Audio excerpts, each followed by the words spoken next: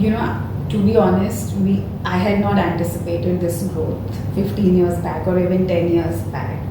But what drives us as an organization is it's a very simple. Every year we have to grow 15 to 20%. That's all. And that's all. So even our 5-year plan, our 3-year plan, we just have that in mind. The Sensei Kujaku Show. Vinati Saraf Mutreja is the MD and CEO of Vinati Organics. Armed with degrees in engineering and business, and after a brief stint at a consulting firm in New York, Vinati moved back to India and joined Vinati Organics. In the time that Vinati has been at the company, revenues have grown from about 60 crores to over 2,000 crores a year, a nearly 34-fold increase. I sat down with Vinati at her office in Mumbai to learn more about the business, her own journey, and lessons learned in nearly 2 decades of working in India's chemical sector.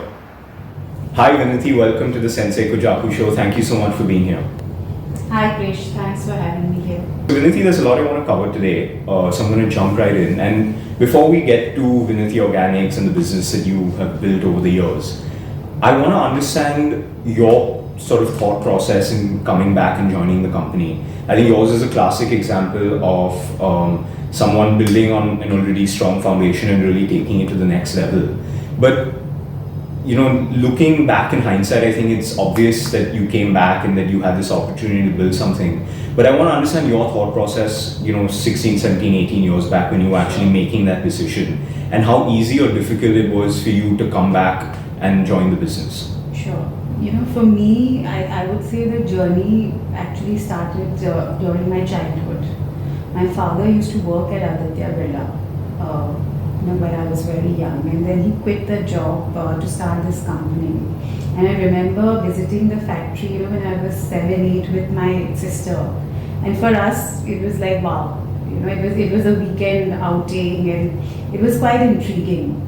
Then as time passed, during my teens, I took an interest in chemistry, and a lot of credit goes to my father because he had no background in chemistry. So he would come home and ask me questions from my textbook about the periodic tables, and just to improve his understanding, but that also got me interested.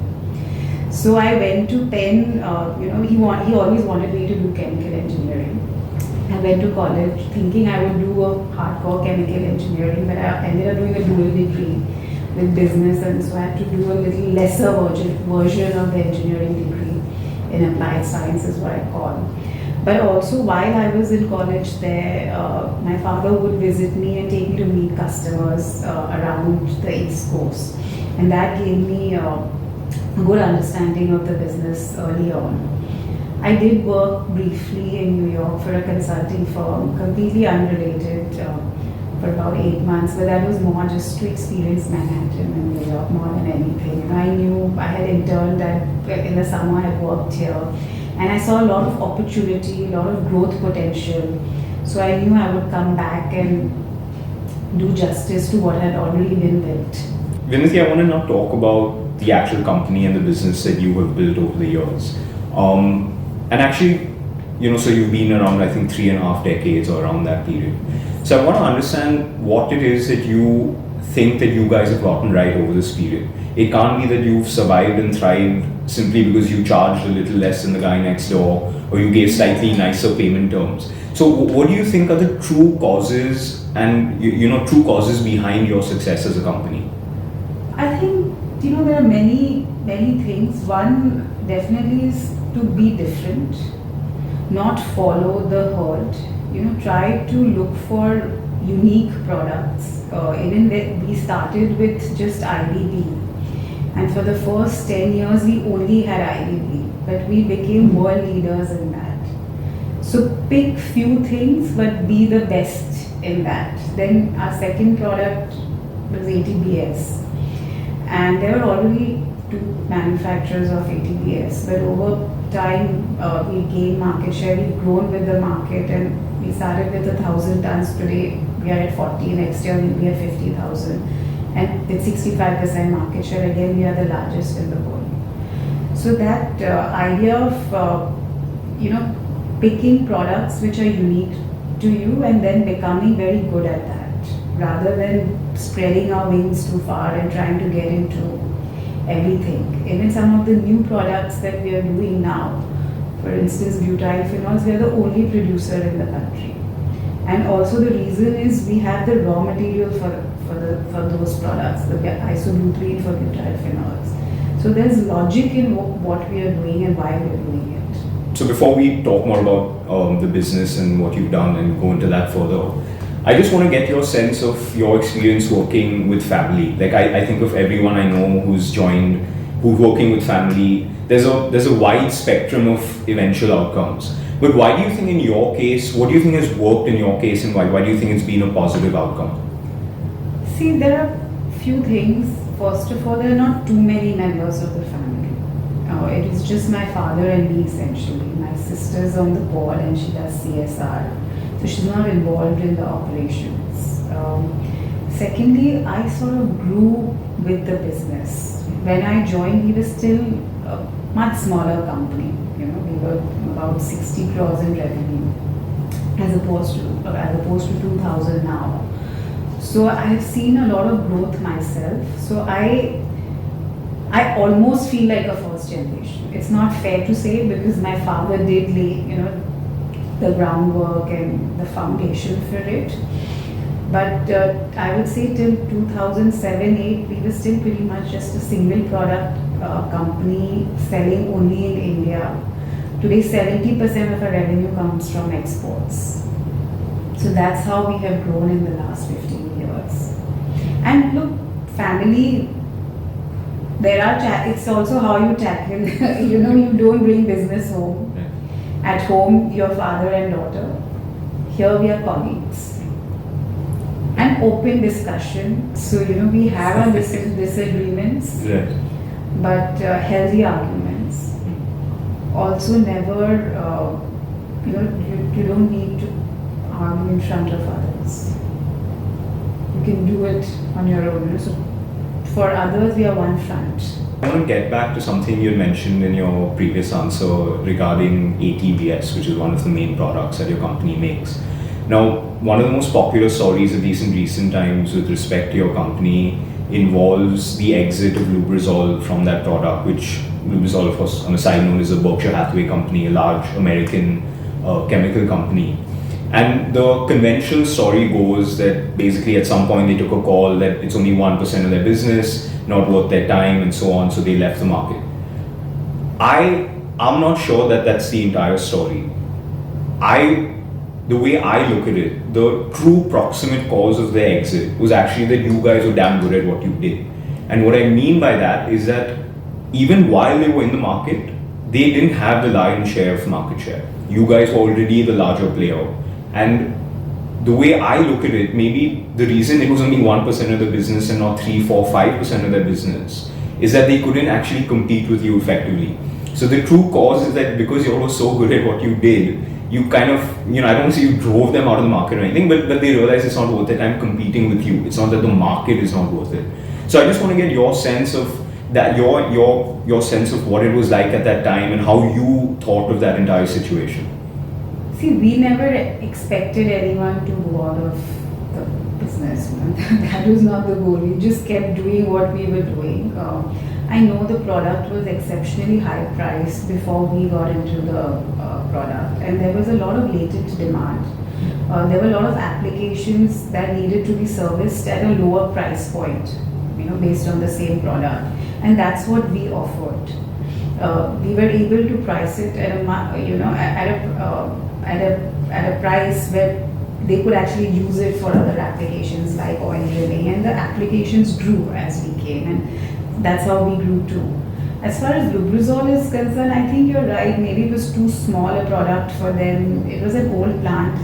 They were making that since the 70s, 80s. There's also Chinese manufacturer in ATBS. There's a Japanese, and maybe they just thought they didn't want to reinvest their time and efforts in that. So. This brings me to a larger point, I say in business, but I suppose life more generally, which is that when opportunity presents itself, you have to be in a position to actually make the most of it.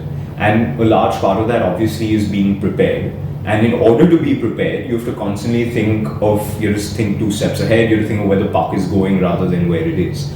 So I just want to get your sense of how you as an organization ensure that you are always prepared for, obviously this was a positive development, but developments may be negative also. But how do you constantly stay prepared?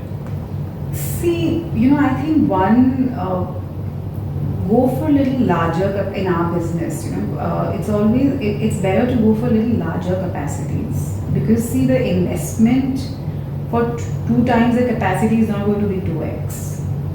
It's going to be probably 1.5 times. So that gives you some preparedness, because at some time the cycle will turn and it will be in your favor. That's one. Secondly, we are a debt-free company.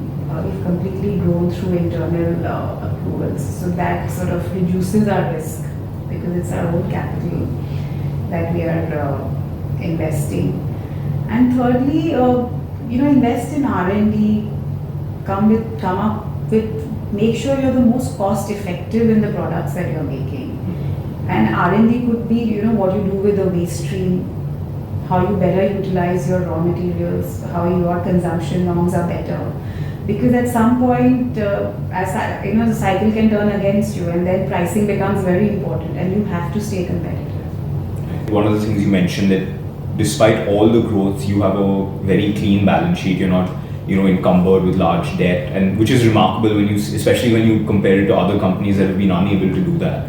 But I want to understand what actually goes into that entire process. Looking outside in, I can just see the final numbers and say, okay, great outcome. But in order to actually get there, a lot has to happen on the ground on a daily basis, constant minor improvements which ultimately accumulate into a large a positive outcome. So what are, over the 17 years that you've been involved, what do you see as behind the scenes improvements? It could be, for example, you could have become way better at designing a plant or logistics or something like that. Do you think that there are things that are not as appreciated as they should be? Strict financial discipline. One is that. Secondly, just being involved in the minutest details, whether, like you mentioned, logistics, freight charges, plant operations, having a good team in place and sticking with it.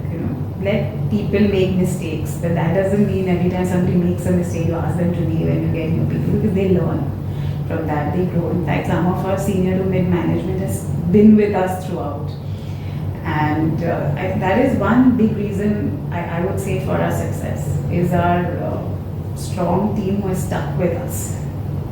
Building on that point, what do you think has been essential to keeping people around? It can't just be money, right? If someone's hanging around for 25 years, there has to be something way more than money. Absolutely. It's the trust you put in them. It's the accountability, and I think that is what makes work enjoyable. When they feel like owners, that I am responsible for this project, I am responsible for the profitability of this, and that's what keeps them motivated and keeps them to stick around. So we are very transparent in our organization, and almost everybody would know what the profitability is, what the cost structure is, what the yields are. A lot of organizations are very secretive with people around that, and that is something we are not. And I feel that makes the work more interesting and for the employees, and not just that, they know what their goal is. They know what they're working for. So Vinati, I want to just take a second to someone you had mentioned earlier, your dad. What do you think are the key lessons that you've learned from him? It may not be directly him stating something, but just in observing him over the years. What do you think has led to the success? I think one his biggest strength is resilience. Coming from where he is come, that ability to not give up. Just you take the example of ATBS. The first 4 years it was a loss-making venture, but he just kept at it. He said, we tried, we won't leave any stone unturned. Second is also his risk-taking ability. Calculated risks, but if he feels strongly about a product, and then he just goes to it. So these are two things that I really admire. The 17 years that you've been here and all this incredible growth that the company has seen, what do you see as your primary motivators? Let's say, have they evolved, say, from 10 years back to what they are today? And what do you think still drives you to constantly build the company and improve the company? See, I think growth is essential for survival.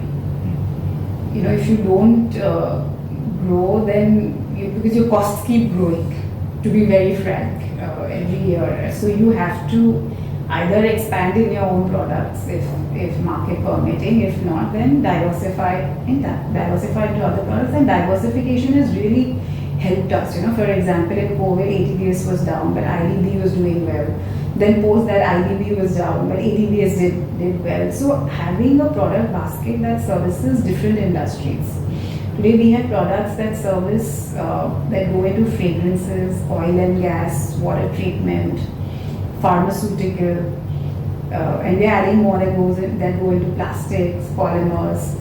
So that it's interesting also, it's exciting also, because I'm learning about a new industry almost every few months. I want to understand from your perspective, what do you see as a remaining major ambition as far as the company or even just your personal career is concerned? Is there something you're really waiting to make happen?